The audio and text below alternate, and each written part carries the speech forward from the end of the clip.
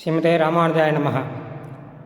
எதிர்பார்ப்பு மனசளவிலே நமக்கு வரக்கூடிய சுகத்துக்கோ துக்கத்துக்கோ முக்கியமான காரணம் நம்முடைய எதிர்பார்ப்பு தான்.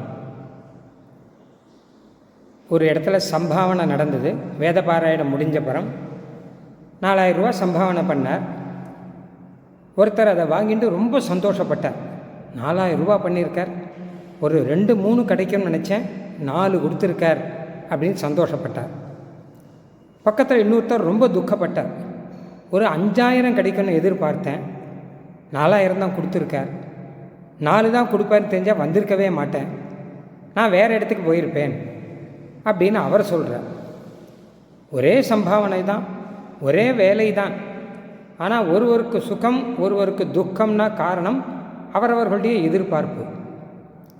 40 மார்க் வாங்கி பாஸ் ஆன பையன் சந்தோஷமாக இருப்பான்.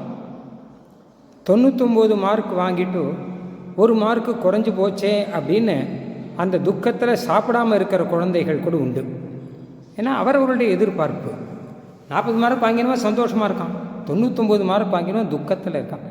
ஏன்னா அவள் எதிர்பார்ப்பு அப்படிங்கிறது வேறு முறையில் இருக்குது.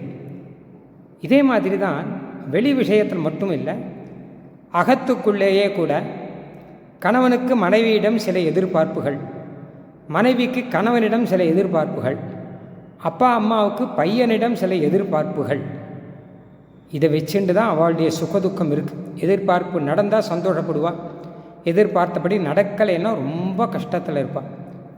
ஸ்ரீமத் ராமாயணத்தில் இது அழகாக வரும். பெருமாள் ராமனை காட்டுக்கு போன அனுப்புகிறார்.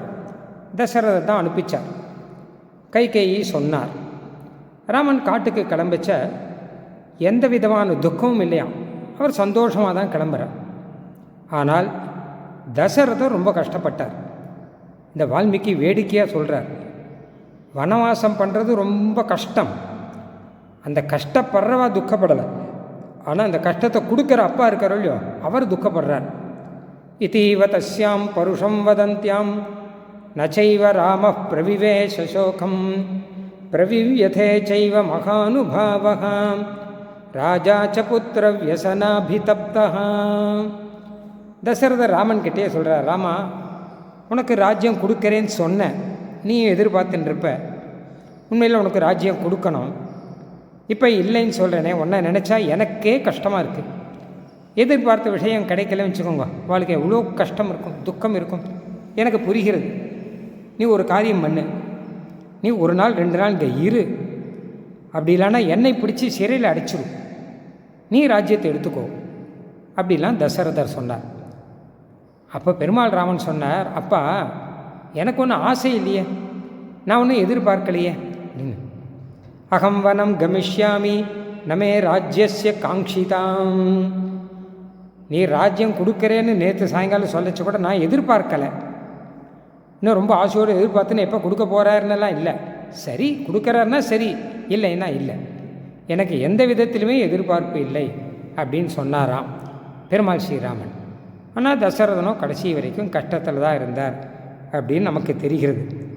இதே மாதிரி எதிர்பார்ப்பு தான் சுக துக்கத்துக்கு காரணமாக இருக்குது. அதனால் பெருமாள் ராமன் என்ன விஷயம் சொல்ல வர்றார், இதில் சந்தேசம் நமக்கு என்ன கொடுக்குறாருன்னா, உங்கள் எதிர்பார்ப்புகளை குறைத்து கொண்டு உங்கள் கடமைகளை நிறைவேற்றி கொண்டு இருந்தால் பெரிய அளவில் மன துக்கத்தை எல்லாம் நம்மால் தவிர்க்க முடியும் என்பதை ஒரு சந்தேசமாக நாம் எடுத்துக்கொள்ளலாம். ஸ்ரீமதே நிகமாந்த மகாதேசிகாய நமஹ.